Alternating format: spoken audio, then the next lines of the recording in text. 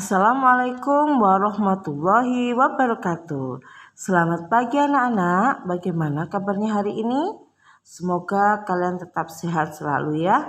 Hari ini kita akan belajar tentang tema 3, subtema 3, pembelajaran 3 dan 4 untuk mata pelajaran PPKN dan IPS. Untuk itu, sebelum kita memulai pembelajaran hari ini, marilah kita berdoa dulu agar ilmu yang kita dapat bermanfaat. Berdoa mulai. Oh ya anak-anak, inilah dia tujuan pembelajaran kita hari ini, yaitu untuk PPKN, anak-anak nanti bisa menyebutkan nilai kebersamaan dalam keanekaragaman. Karena negara kita terdiri dari banyak sekali keanekaragaman. Kemudian untuk IPS, anak-anak bisa mengidentifikasikan apa manfaat keragaman dalam pembangunan sosial budaya di Indonesia. Oh ya anak-anak, nanti Ibu mohon kalian memperhatikan baik-baik video pembelajaran yang saya berikan. Kenapa? Karena untuk tugas PKN dan IPS semuanya jawabannya ada dalam video pembelajaran itu. Jadi harap dicatat apa-apa saja yang penting, baru nanti kalian bisa menjawab pertanyaan yang saya berikan. Ingat ya, amati dan saksikan, dengarkan baik-baik video pembelajaran yang saya berikan. Kenapa? Karena tugas IPS dan PKN yang saya berikan semuanya ada dalam video pembelajaran tersebut. Baiklah, marilah kita saksikan video pembelajaran yang pertama, PPKN.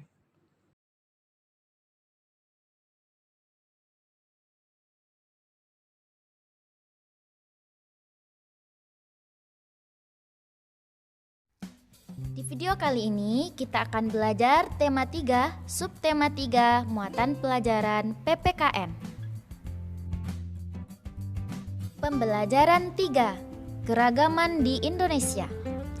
Keragaman Indonesia meliputi suku, bangsa, agama, budaya, serta kegiatan ekonomi.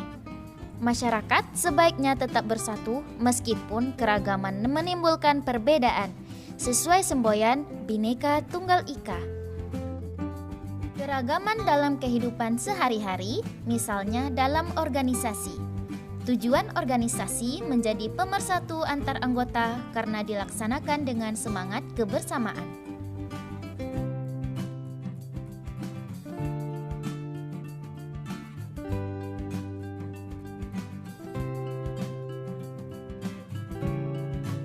Berikut ini hal-hal yang bisa kita lakukan agar kerja kelompok menjadi lebih baik. 1. Memahami dan menyamakan tujuan yang akan dicapai. 2. Memberi kepercayaan satu sama lain agar tercipta suasana yang nyaman. 3. Menciptakan komunikasi yang terbuka, jujur, dan saling menghormati. 4. Mendengarkan pendapat anggota kelompok lain dan berusaha memahaminya. 5. Mendukung kreativitas dan perbedaan sudut pandang anggota kelompok. 6. Membuat keputusan yang berkualitas dan bertanggung jawab untuk melaksanakannya. Kelebihan dan kekurangan bekerja seorang diri. Kelebihan bekerja seorang diri: 1. Menjadi lebih mandiri. 2. Dapat menentukan sendiri kegiatan dan waktu pekerjaan. 3. Mudah mengambil keputusan karena hanya pendapat sendiri. 4. Lebih fokus mengerjakan karena tidak terganggu orang lain. 5. Bekerja lebih keras karena bertanggung jawab sendiri atas sebuah pekerjaan. Kekurangan bekerja seorang diri: 1. Pekerjaan dapat selesai lebih lama. 2. Tidak mendapat bantuan dari orang lain. 3. Jika hasil pekerjaan atau tugas jelek, akan ditanggung sendiri. 4. Membosankan dan tidak ada yang memotivasi untuk menyelesaikannya. 5. Hasil pekerjaan kurang maksimal karena kurangnya ide atau keterampilan yang dimiliki. Kelebihan dan kekurangan bekerja kelompok. Kelebihan bekerja kelompok: 1. Hasil pekerjaan lebih maksimal karena dipikirkan oleh banyak orang. 2. Memanfaatkan keahlian atau keterampilan yang dimiliki anggota kelompok. 3. Pekerjaan menjadi lebih ringan karena dikerjakan oleh beberapa orang. 4. Berani mengambil resiko yang lebih besar karena ditanggung bersama. Kekurangan bekerja kelompok. 1. Sulit menentukan keputusan karena banyak pendapat dalam kelompok. 2. Saling melempar tanggung jawab jika anggota kelompok kurang bertanggung jawab. 3. Perbedaan kemampuan, pendidikan, dan kepribadian dapat memunculkan perasaan ditinggalkan.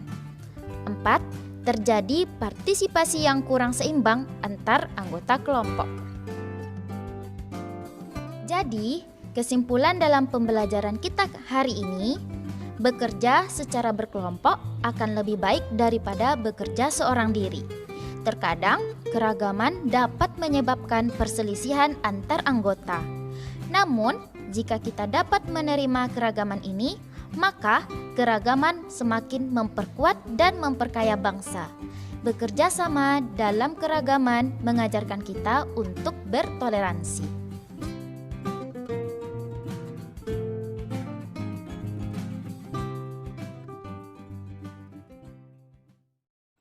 Oke anak-anak, setelah kalian menyaksikan video pembelajaran tentang PPKN tadi, maka kalian kerjakan 5 soal berikut ini sebagai tugas PPKN.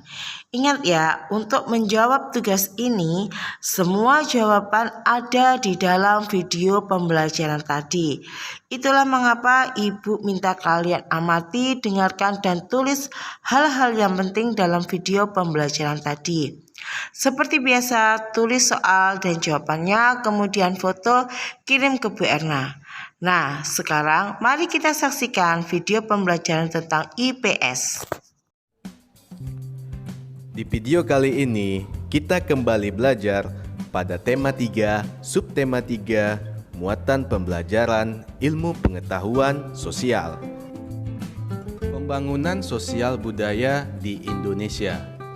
Pembangunan sosial budaya adalah pembangunan yang mencangkup kehidupan sosial dan budaya di masyarakat. Pembangunan sosial budaya dirancang untuk meningkatkan taraf hidup masyarakat di dalamnya. Contoh dukungan terhadap pembangunan sosial yaitu membeli produk dalam negeri. Selanjutnya, manfaat pembangunan sosial budaya bagi masyarakat. Manfaat yang pertama, menjaga kelestarian budaya.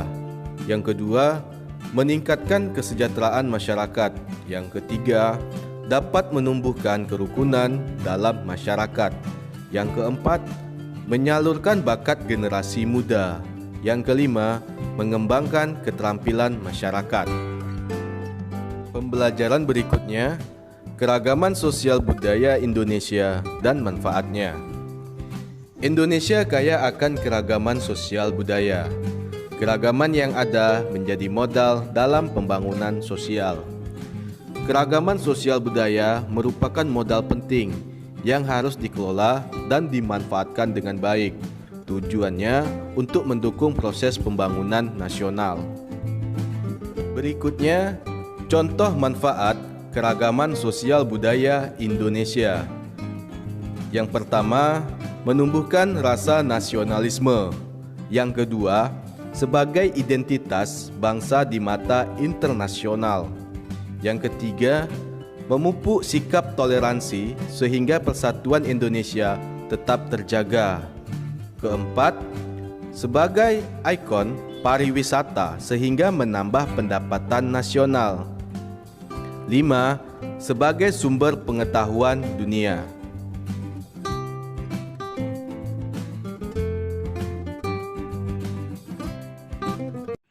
Baik anak-anak, seperti pada tugas PPKN tadi, setelah kalian mengamati video pembelajaran tentang muatan IPS, maka jawablah 5 tugas IPS berikut ini. 5 pertanyaan ini bisa kalian jawab dan jawabannya tetap berada di dalam video pembelajaran tadi.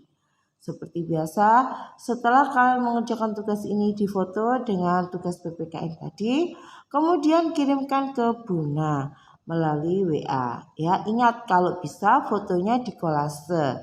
Baik anak-anak, selamat mengerjakan dan tetap jaga kesehatan selalu. Jangan lupa memakai masker kalau keluar rumah, cuci tangan, dan semoga pembelajaran tatap muka bisa segera berlangsung ya. Itu doa Ibu. Baiklah, Ibu akhiri. Wassalamualaikum warahmatullahi wabarakatuh.